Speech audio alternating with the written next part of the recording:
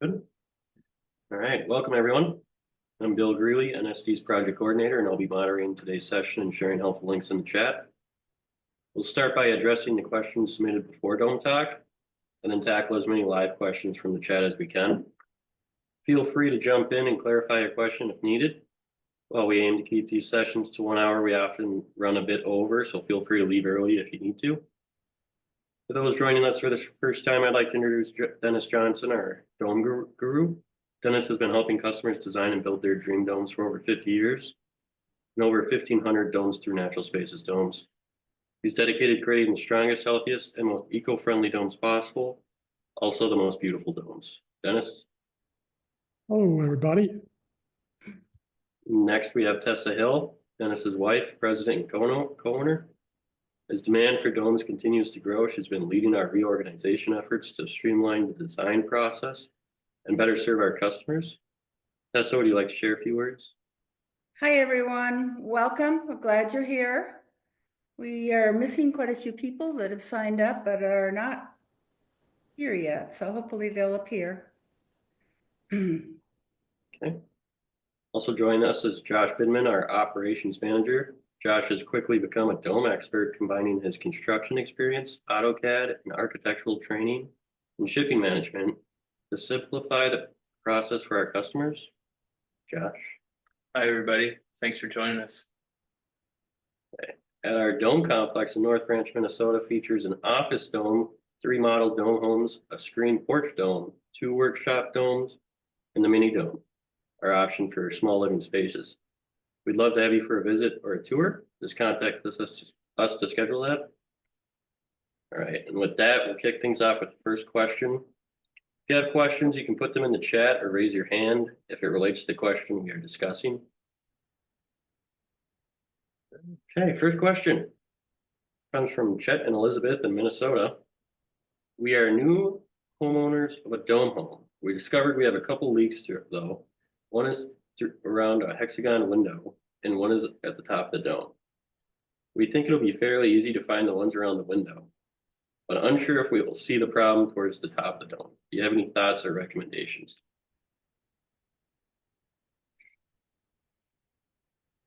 Yeah. So first thoughts I'll talk about the skylight first, is it's easier to, pictures from outside are a little more helpful. It's kind of hard to say where exactly the problem is coming in. It looks like it's leaking from above your skylight and then kind of coming down the inside of the glass on the inside, I think.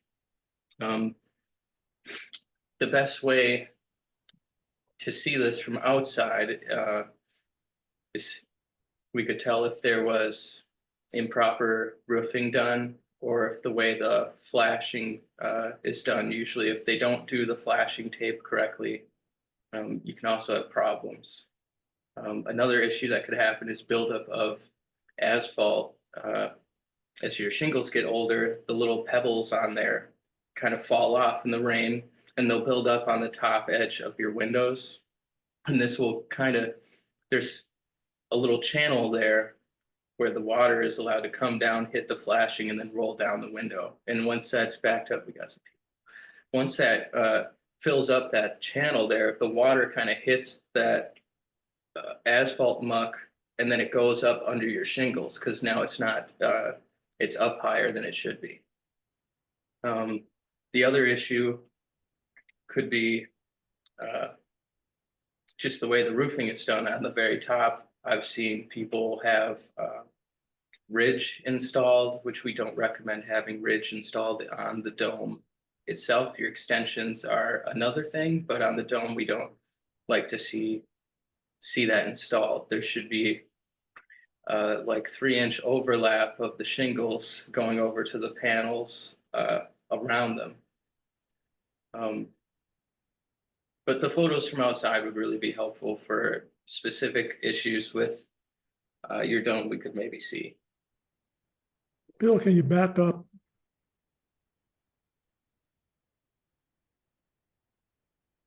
Bill, can you back? More? One more. Yes.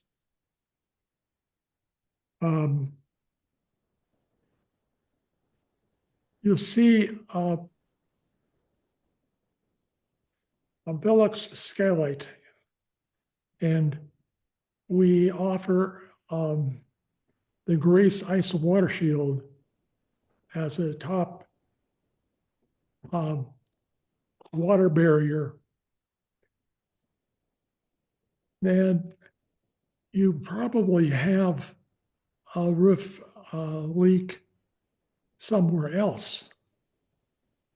It's rare that it comes in through the skylight. We don't know when your dome was built, and that has a big issue with underlayment.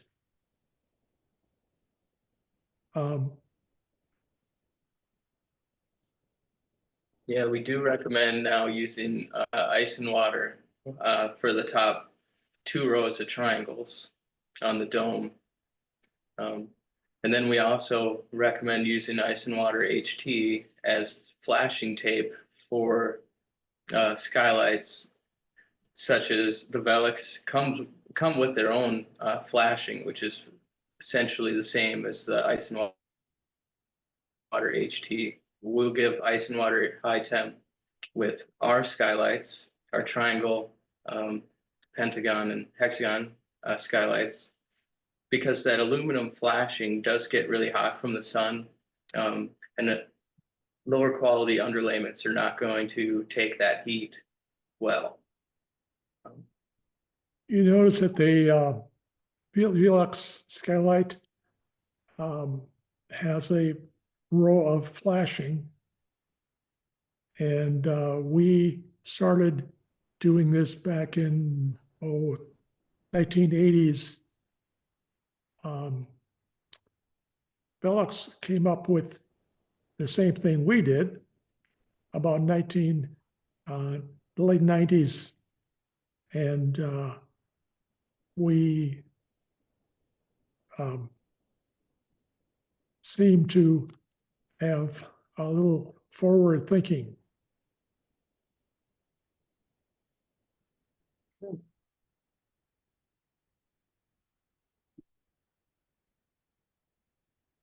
If you go back to that cupola picture there, another thing I'll see sometimes on the top of domes that have a leak issue is a problem with the flashing around their cupola, where say an edge has kind of come up or something, like you can kind of see a little gap in the flashing on the right bottom side of this. And what can happen is you'll get wind-driven rain can get in there and cause issues slowly. And then what happens when you get a good leak up there, it will usually travel down the struts over, and it can be several panels below where the problem actually is, that you'll see the water actually coming from, but it's the source is usually a few struts up. Yeah, we don't recommend any overlap of this, the what it's called ridge cap, bridge flex shingle. And we've seen domes that have each one of the triangles has got a line of them all over. And it does number one issue. So we don't allow any ridge caps on our domes. All we have is an overlap. We have a 5-inch overlap.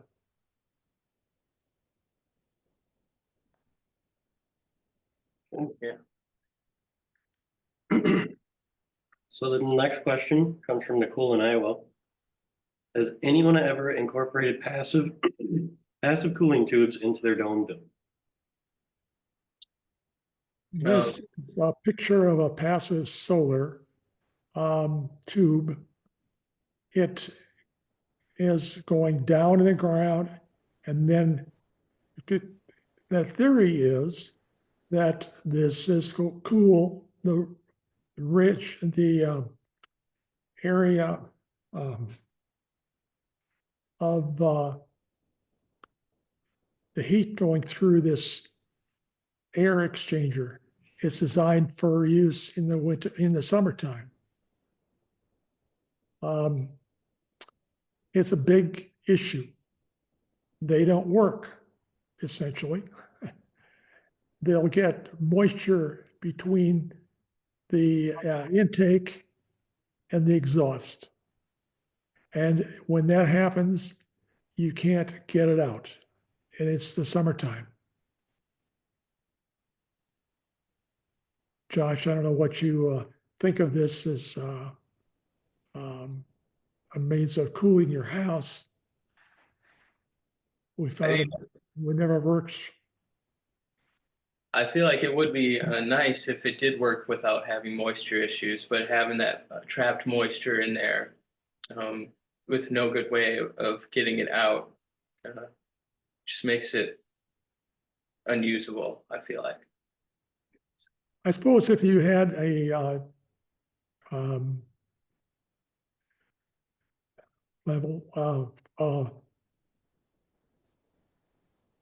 if you had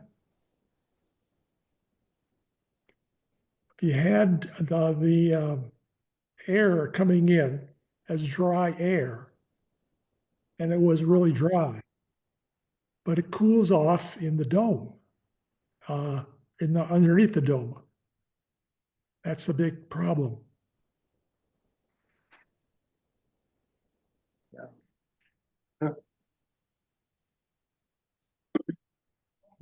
So then the next question comes from John in New Jersey. He has a question about measuring correctly for hex lights. Is it inside measurement versus outside? Is shipping included in price? The argon gas is 26%, low E gas is 4%. Is that 30% extra for the base price? What's the final price for a 52 by 46? Sure.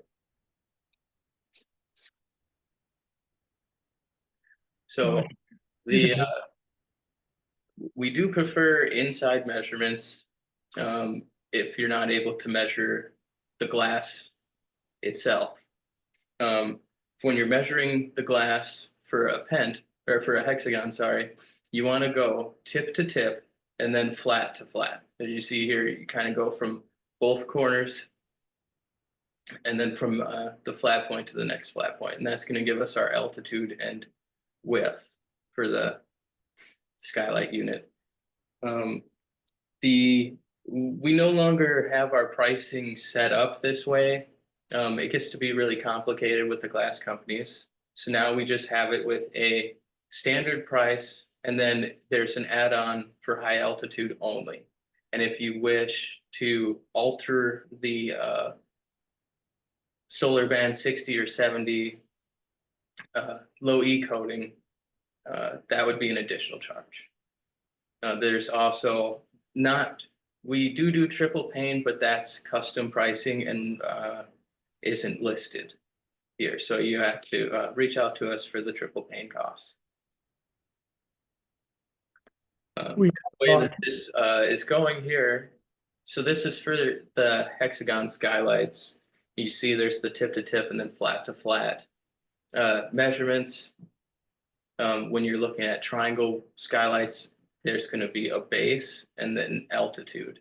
And the base of the window is not necessarily whatever is the base of the window in that panel on your dome. This is going to be like a standard base. So for an AAB window, the B is always going to be the base that we're measuring off of on our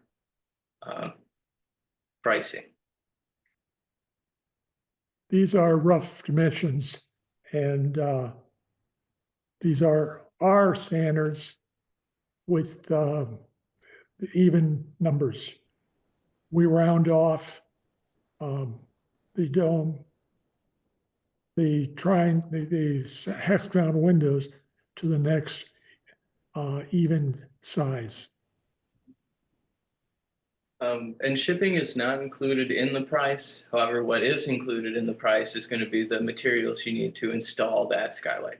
So we're going to give you Spax leg screws to mount it to your house through the plywood. you're gonna get T-handle drivers, which one of them is a T25, and that's so that you can check the top cap screws every couple of years to make sure that your skylight is still in functioning proper order. If you do have a problem, you'll see that those screws would not tighten, they'll spin in place. And that's a sign that there's an issue with water getting into that frame from most likely a improper install or lack of maintenance from the caulk drying out, which does take quite a long time. So because we do a very thick bead that gets a protective layer of skin there that keeps the inside core of it good. We talk about maintenance. This is the maintenance on our skylights. Is a matter of tightening the screws. You only have to do this about every 3 or 4 years. The first one, and maybe 2 to 3 years. You will eliminate anything after 10 years. It's let's see, about 40 years on the triangles that's existing on Bear Creek Dome. We've had the same tape sealant, the same everything. We haven't touched the window. And that's how it is.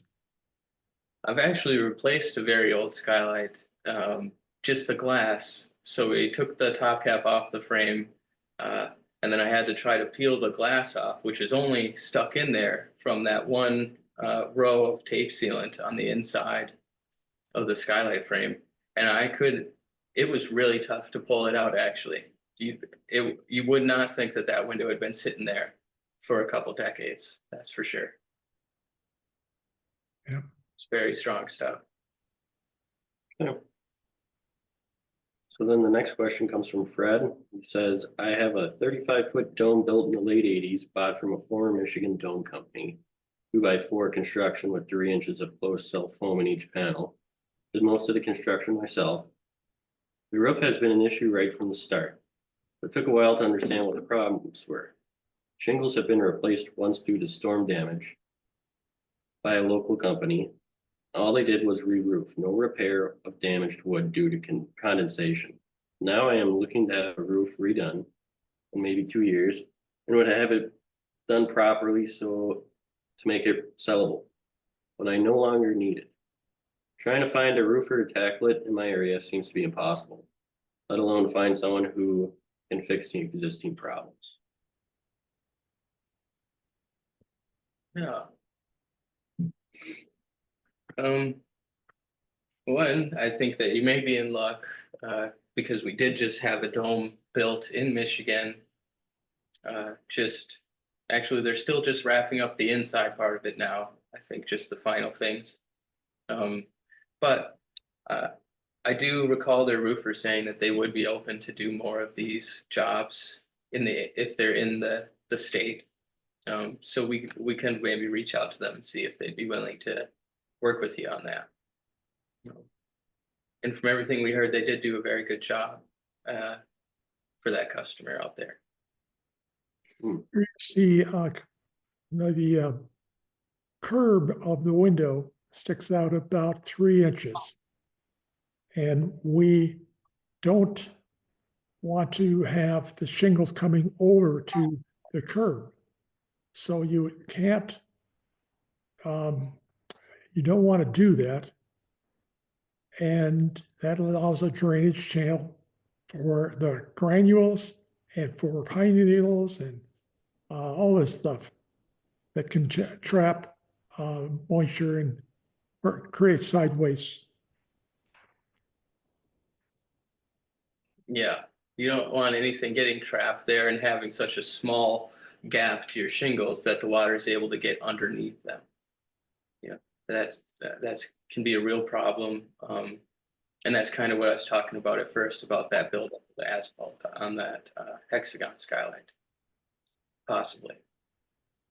We have a very good warranty on the windows. It's a 10-year warranty against moisture buildup between the panes of glass. If, in fact, it ends up being problem with moisture, it's not usually the glass. It's some other part of the dome. We have recently been on some domes and they are 20 years old, 30 years old. And they end up having to replace the skylight frame, which we have original files from the early 80s. Yes, we keep all that data. And we can rebuild a frame with knowing which window it is. The glass is a set dimension, and we allow it for expansion.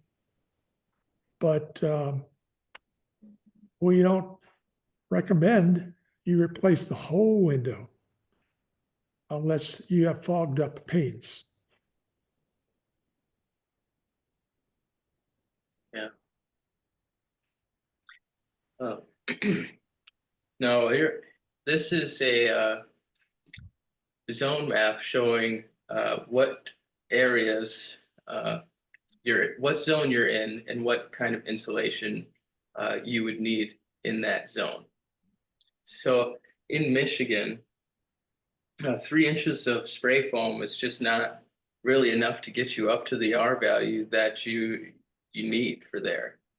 So you're going to have a lot of heating issues in that dome. It's going to take a lot to maintain that heat. Well, we don't, this here, we don't have, I've been in here for 37 years, 36 years, and our heating and all that's been fine. We have baseboard heating. And no real problems with any other situation here except the roof and the condensation under it. And I know you're talking about the heat inside going to the outside and causing the condensation. I understand that's the problem. I just need to know how to fix it. Because I've done much and nothing inside to update, because if the roof's no good, I'm wasting my money. And I'm not a young guy anymore. I'm 77, so I need to have a final job put on this before to make it sellable. And I would like it right. I don't want to sell it off to somebody else that's going to get junk. Yeah.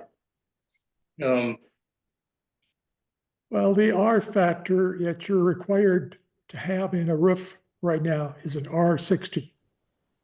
With Right. 3 This inches of. was built back in 1988, and I passed all the whatever had to be done as far as the codes go here at the time. So now I'm stuck with it.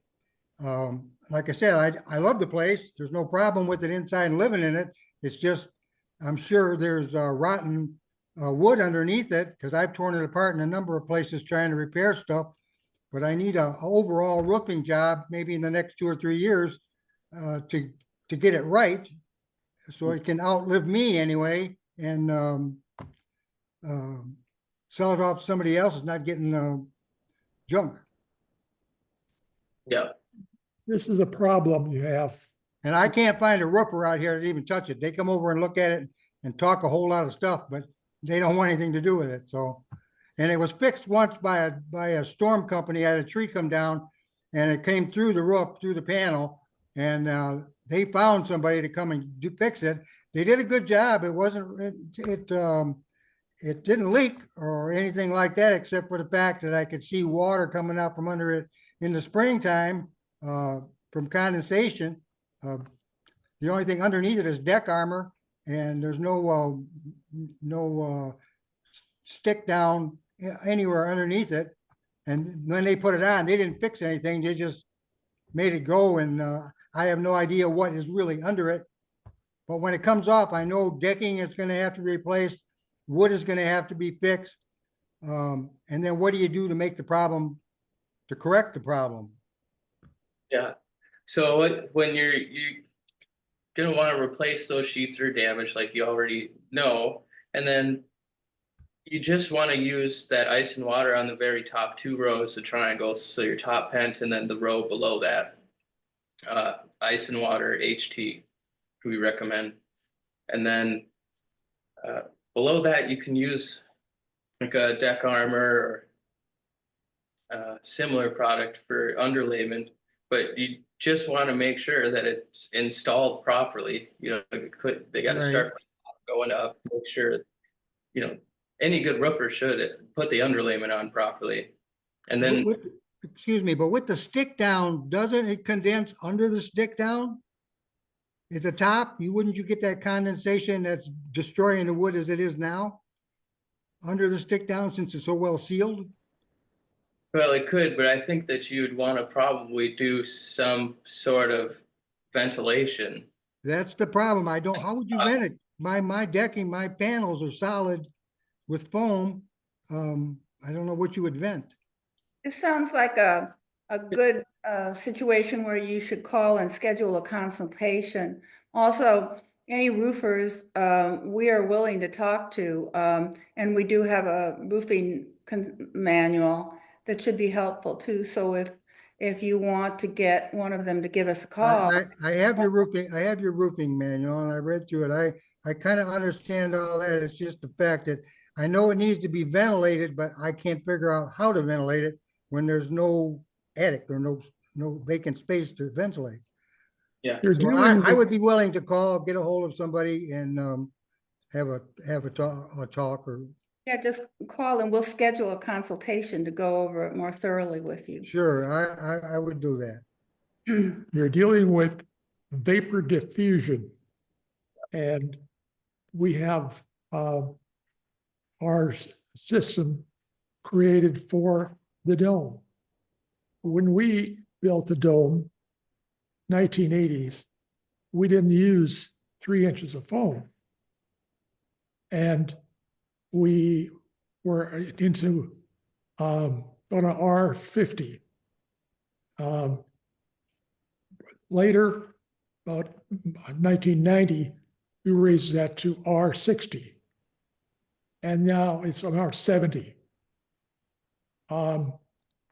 Where you came in, you built a dome and you built R28. We got 3 inches of foam, you're lucky if you got R28. It's R26, R28.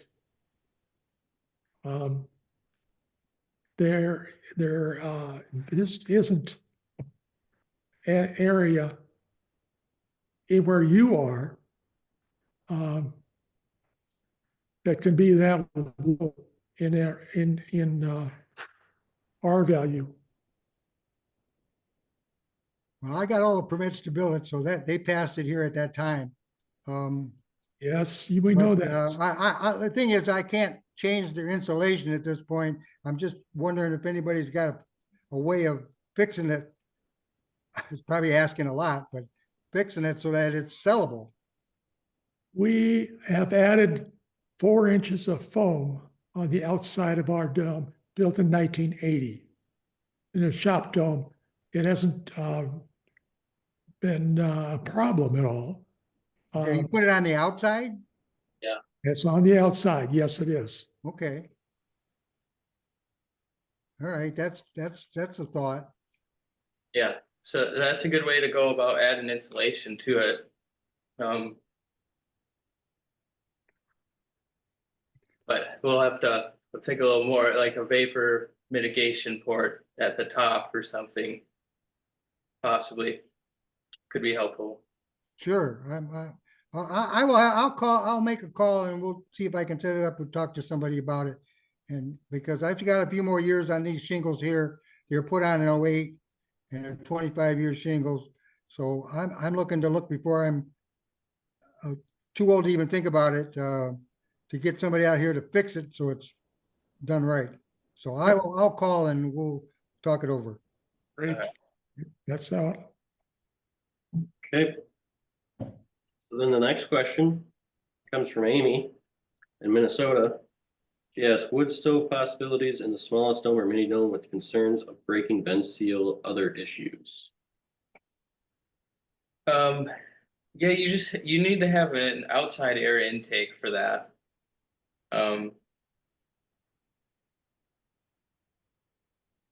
I know Dennis in his dome has an outside air intake for his fireplace. I believe they use two 6-inch pipes going straight out to the dome to do this. And that worked extremely well with the 6-inch pipes for them.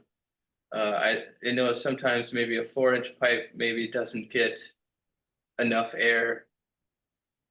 For the 6-inch pipe is works pretty well. If you've got a home-built dome and it leaks around windows, around doors, you've probably got just enough air coming through the cracks that it's going to be okay. If you have one of our domes, it's going to be virtually tight. That's what you're going to have. And you're going to have a problem with the air in a wood stove is tremendous. You get a wide variety of air coming through. If you don't have a special air intake for it, it won't have a very good fire.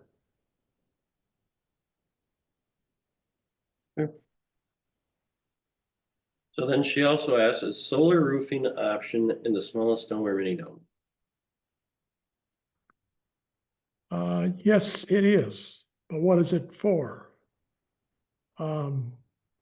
Here's a solar installation, and there's a panel, and that's going to give you more definite area for roofing, for a solar roofing, than that you will get on the dome.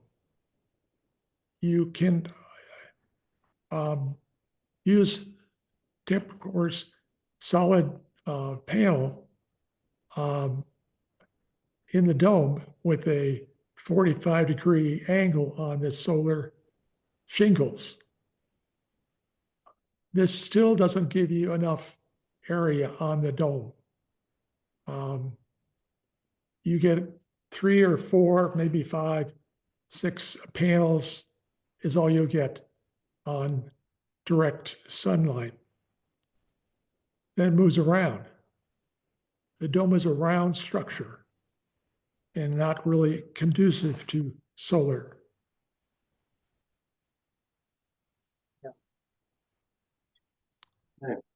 So then she also asked about a solar tube lighting option with concerns of breaking vent seal. Yeah, we do use a fair amount of these in our domes. So a lot of people like to use the sun tunnels from Velux, especially. But it's just kind of the same as any other thing that's going through your roof, like a plumbing vent or anything else. You just want to make sure that your vapor barriers and everything are properly installed, and the flashing is properly installed for that on your roof. Otherwise, there's really no real issues with them that I can think of, unless Dennis knows of any. No, that picture you're seeing is about equivalent to a 300-watt light bulb. That's taken just today or a few days ago. That's providing light for an office. And the light dispersion is 12 feet, 15 feet around that. this is in the ceiling of the dome. It's only going through 18 inches of roof. That's how thick it is. And you can at nighttime, there's an extra light they have. But people generally don't provide that. You have to put that in. And they are impressive, even when I've seen some in conventional homes where granted it's going much further because it's going through their whole roof attic system. And even with a jog in it, you wouldn't know that you're not staring straight into the light outside. You couldn't tell that it wasn't going straight. Pretty impressive. Okay. So then the next question, are the ventilation adjustments for the mini dome? Are there ventilation adjustments?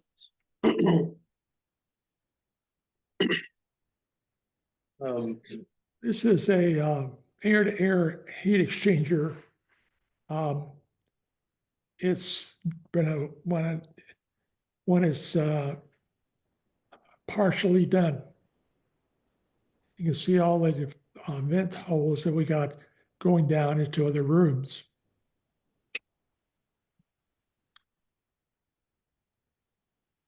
This is they're during the construction part. You have to provide the ventilation. You have to figure out where you can bring in outside air and where you can duct outside the inside air going out.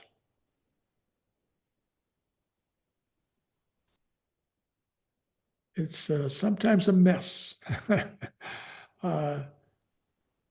There you see part of our ductwork. This is a variety of things. There's the silver pipe is a heat register, and the black pipe is the air-to-air exchanger. We recommend having an air-to-air exchanger in all their domes. It varies with this climate you're in. You sometimes will use a heat recovery ventilator, and other times you may just use an energy recovery ventilator. You don't need to recover the heat.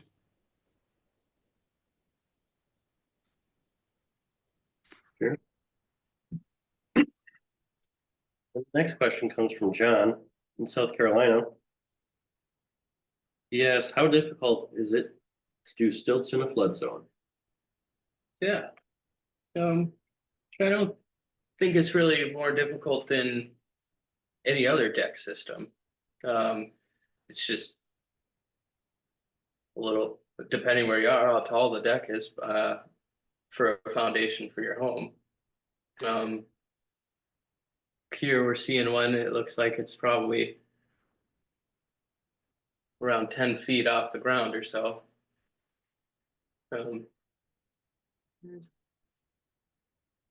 This is beach dome number 1. And it is built up. Now this is one time when there wasn't a dune. The dune was 60, 70 feet in front of there. And we had a storm that came through and washed it away. We then built up a row of domes. Bill, if you got the next pictures. Well, this is the beach dome number 2. That's on piers 2. That's not 9 feet. And we ran the posts down 16 feet in the ground and about 10 feet above the ground, and then sistered 8x8 post to that. And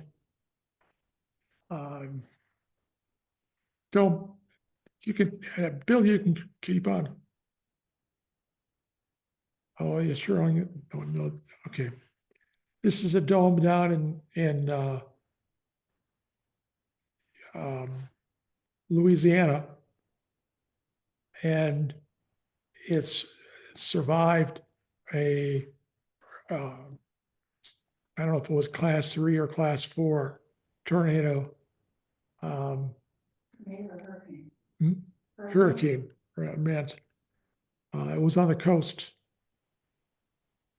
The next slide shows another one, picture that way. There it shows these, how it's, the water has inundated all over the dome.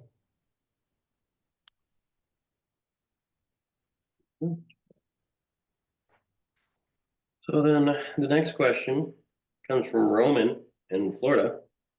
Who provides financing for dome homes? Yeah. So we get this question pretty often. But we do have this small list of lenders here. We do know of more than this. This is just the most popular ones that we have.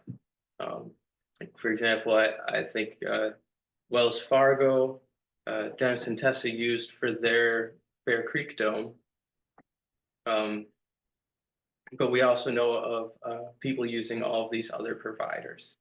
But if you're having issues with that, feel free to reach out to us. Sometimes they're just looking for another dome in the area that they can look at or something like that to help them out. So if you are having those problems, you can reach out to us and we'll try and smooth things along. So now we're moving on to wood foundations. Yeah.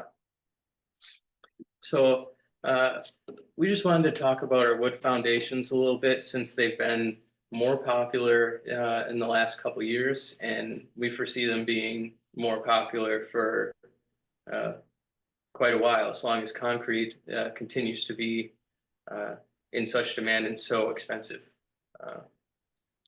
At a time, I feel they were using wood foundations were more popular until concrete was such a cheap and easy solution in a way.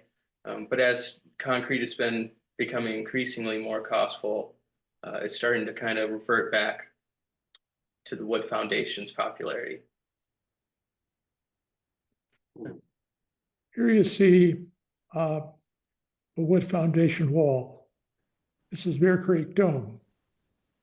And we are talking about a 3-foot high wall that's permanent wood foundation. There's snow in the picture. And we built this in an entire ring all around. Now, what happened was the excavator excavated a little bit too much. And he just was not careful. The 2x10 footing plate is laid down. You can see on the back of this, the 2x10 plate with no wall on top. Bill, you could go ahead. So that wall gets built on this treated wood foundation. It has 3/4 inch or 5/8 inch treated wood foundation. And then it has a layer of bituthane. This is this black stuff on the outside. You see right in there. Bill, if you want to change. Yeah. And that's eventually what you do over it. I'm saying, I want to show you this bituthane.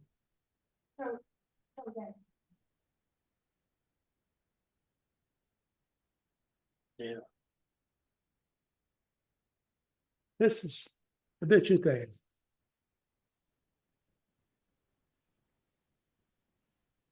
There's just, well,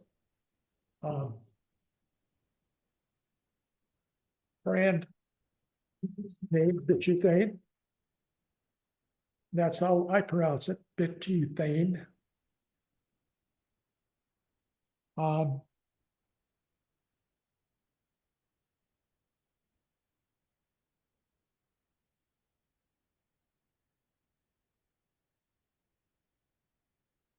this is what you see. If I can start this, there we go. This is a sticky back material. There is very aggressive sticky back. And it's the only thing we use on the dome. This has got an R, that's not an R, it's 60 mils thick.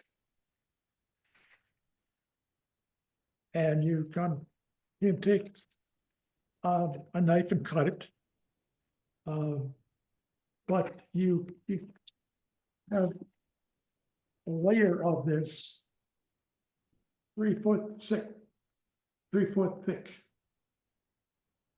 And it goes on in layers of a 3 foot, and you can overlap. There's a sign right here. You overlap. If you use anything else, you're not sure it's going to cover all the joints and cracks that exist in a panel. And we don't recommend anything else but this material. We have stock of it, so we sell it.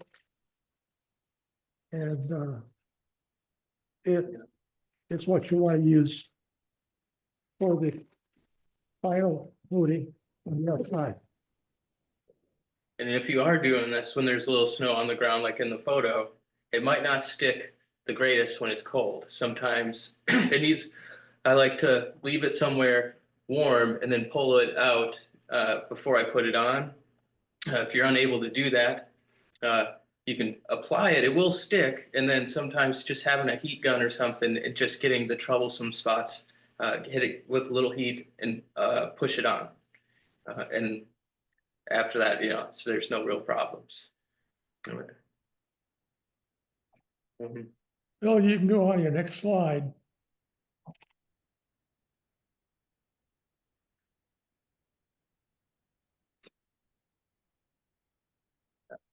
So here you see that we have 2 layers of 2 inches of foam. So you get 4 inches of foam on the outside of your wall, and then they've got 18 to 24 inches of foam kicking out from the bottom there. That's what you see coming out below, sticking past the wall. There's all the scrap that you see on the inside dirt. We don't recommend you excavate down on the first dome. We wanted a crawl space. Those that want a crawl space would do that. We don't recommend it, but this is the way we started, I think, boy, it must have been October, November.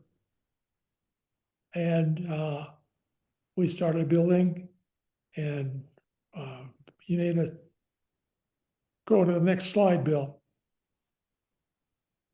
There's the complete foundation that you want to backfill. Now you can backfill inside and out. You want to make sure your walls are braced. Or you've got an excavator that's gonna evenly divide the dirt and have back pressure on all sides.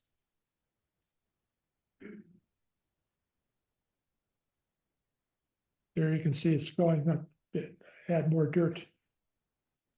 There you see the wall.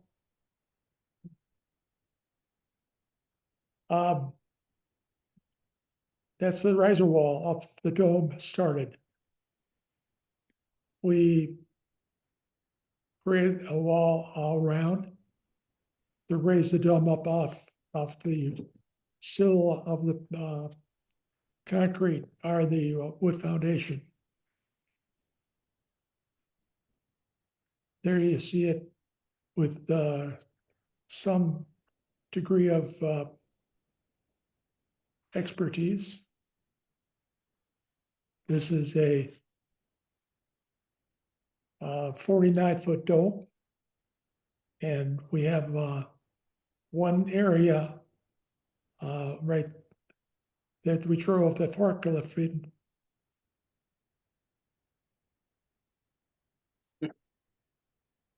Seen it forklift. That's right. This is one way we have. With 4 inches of concrete slab, you get to the outside edge, you do about 18 inches of 8-inch.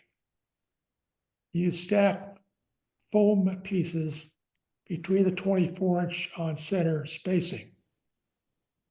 That's what you see. You see 2 layers of 2x8. The top layer overlaps the bottom layer, and then we have foam all around. So you got 4 inches of foam vertical on the outside, and you got 7¼ inches on the inside. So you got 11 inches of foam. This is a really good thermal break. You don't have any moisture, any heat loss in the dome. We get the snow, and that's it. It's piling up on the outside of the house. I think that, I don't know if you really mentioned this, but one of the other reasons we recommend it is that it's less expensive than the concrete foundation. And so right now concrete is very expensive. Yeah. And because I'm not a builder, so I was a little bit confused about some of it, but we have wood foundation in all of our major domes, and we still have our concrete floor that we stain. So you can do both, and it will save you a considerable amount of money. Oh, yeah. Just eliminating that stem wall of concrete with our wood foundation wall saves you quite a lot. But I did want to say something else about that foam, is when you're laying the foam out, each layer of foam, you want to make sure that you're not, you're laying it down so that the line, it's not, yeah, you want to stagger it so that the seams are not in line. Otherwise, you'll have your seams in line, and you put concrete in, and it will find a way between those down where, and staggering, you just get a much better tight system. Oh. These are some pictures I threw in here at the end. You can go to the next one. This shows you some damage. That's Beach Dome 1. This is a hurricane that came through. There's a house next door that you see very few piers, and needs a roof.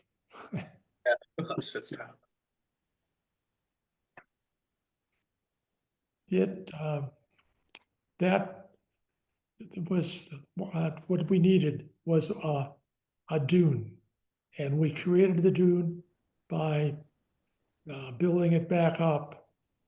We rotated a tractor with a back blade, and he went around in circles.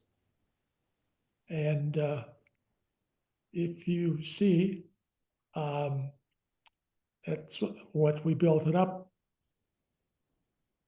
That looks like very high, but you're down lower in the beach.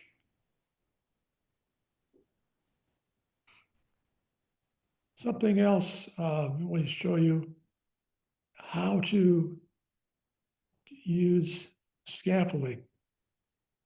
Here they've got a portable rig, and they it's fine for the first row, but for the next row they have an extender off the side of their rig. The top cupola has a guide bar so you don't fall off. Go to the next one, Bill. There you see that extender on the right side. It's about 3 or 4 foot of an extension. Go to the next one. There you can see the underlayment, and you see the ice and water shield on that dome. Next one. This is a dome done as an addition to another dome. This dome right in front of you, dome right in front of you is an older dome, and we put a new dome on in the back of it. You can see the difference in the shingles.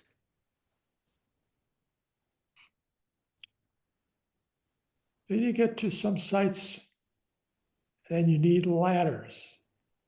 And a 40-foot ladder is about all you can get. This is a large dome out in Utah. And then you can see mountains. You can see the terrain in the distance right there around the dome. Next slide, Bill. There you see the 40-foot ladders. They reach a part of the dome. You can't get up to the top of it. You've got to use it as come-alongs, and you're lifting off the dome. Next. Here's another one. It's in Wisconsin, showing you again the roof, the detail you have to do if you're gonna build a 40-foot, 45-foot 6 dome.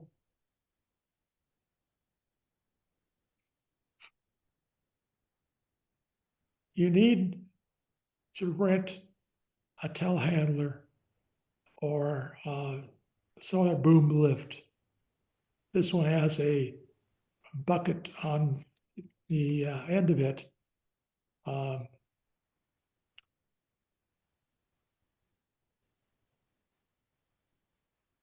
More.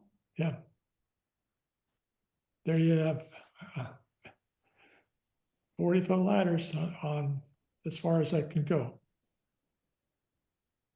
Those that are new, did you want to show them the connector? But we're almost out of time here. Yeah. Oh, he's got it. Make him pick.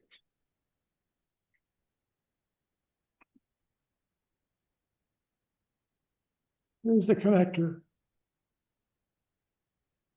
This is the size of it. And this is the ultra lock connector. When we use this in the earthquake zones, we put this on. The ultralight, let me get that one over there. This is gonna take the load and transfer it to the strut. Not there. I had here. Oh, it's right there behind. Right. For the supervisor? Yeah. Yeah, sure. There's- Usually. There you go. And that's the reasonable one. This one is used for most of our construction. That other one, the ultralock, we use for earthquake zones and for high winds, really high winds. You're in earthquake zones and tornado problems. You got some planning to have to do. I think we've run out of time. Dennis and I are hopping in the truck and heading 4 hours north. It's nice here, but it's going to be snowing up there if we don't leave pretty soon. And so we'll be back in a month with many opportunities upcoming to answer questions. And again, if you want consultations, you can call and schedule those. And any other questions you have, just email some of them. Yes, So I hope that you enjoyed it and gained something tonight by attending, and we'll hopefully see you back next month. yes. Okay? All right. Thanks, everyone. Bye. Bye. Bye. Bye.